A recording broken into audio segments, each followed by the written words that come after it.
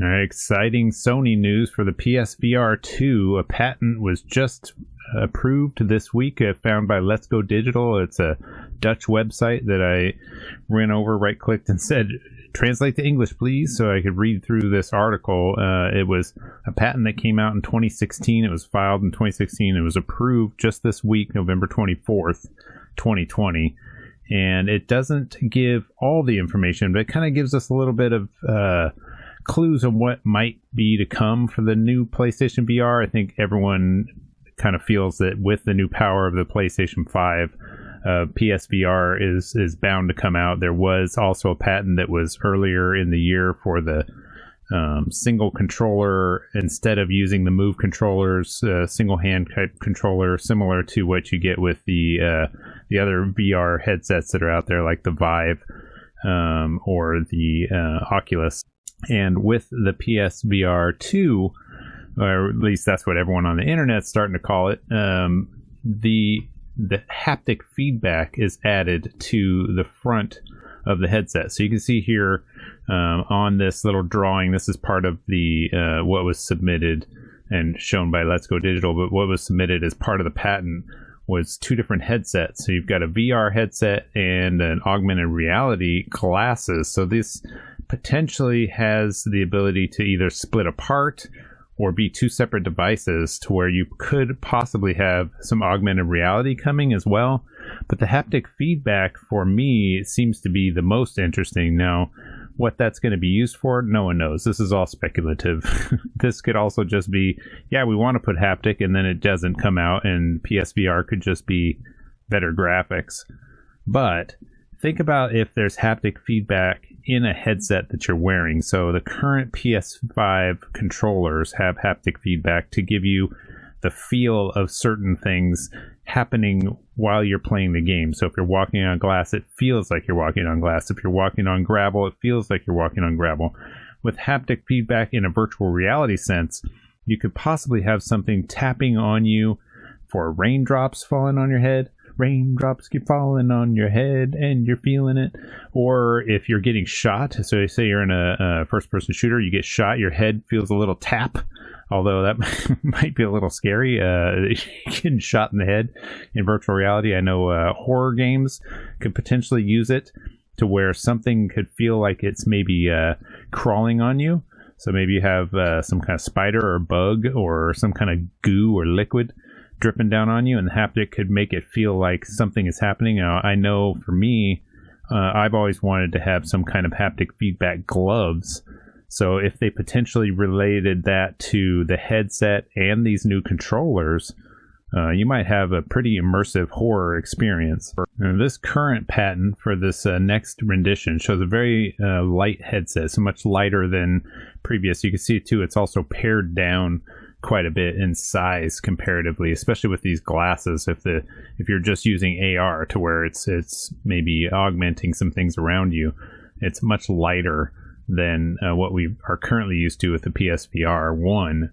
And then also it's saying that the head-mounted display, or your glasses, your giant goggles as you were, can also be used on console or PC. So it's potentially something that they want to market this new PSVR 2 as something that can also be used as a PC headset. Who knows? I mean, there's a different market there. So if they did want to sell this as a Sony VR headset that could play on PC virtual reality and also on your PS5, I mean, for me, having one device that could do both, since I currently have a PSVR and an Oculus, that would be actually really amazing, because to have one device instead of having two sets of all this crap with the cables would be pretty significant as far as convenience for somebody who's into virtual reality.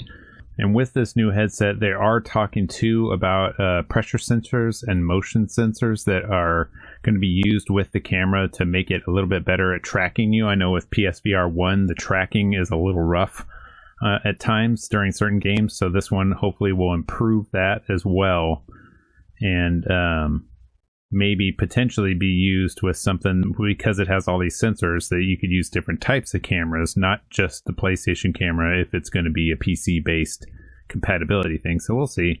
well, so this is all, really just a lot of tech nerd stuff that we're kind of talking about the future of what is and what might be.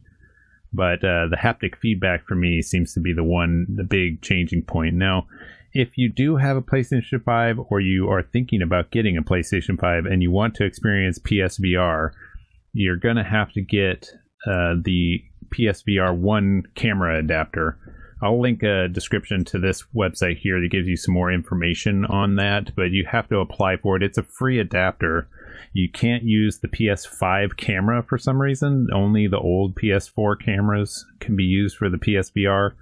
I'm assuming it's because the PS5 camera will be the thing that works with this new PSVR2, but who knows.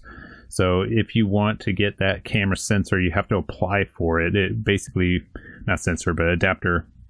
You have to apply for it, and then Sony sends it to you for free. I applied for mine. I have not seen it yet. Luckily, I don't have a PS5, and I'm not really itching to play PSVR titles. But if I did have a PS5 and I did want to, there's no way to do it now because I haven't got my adapter. So apply now if that's something that you're interested in so that you can get yours. You're going to have to prove that you own a PSVR before you can get your camera adapter. They don't just send you one.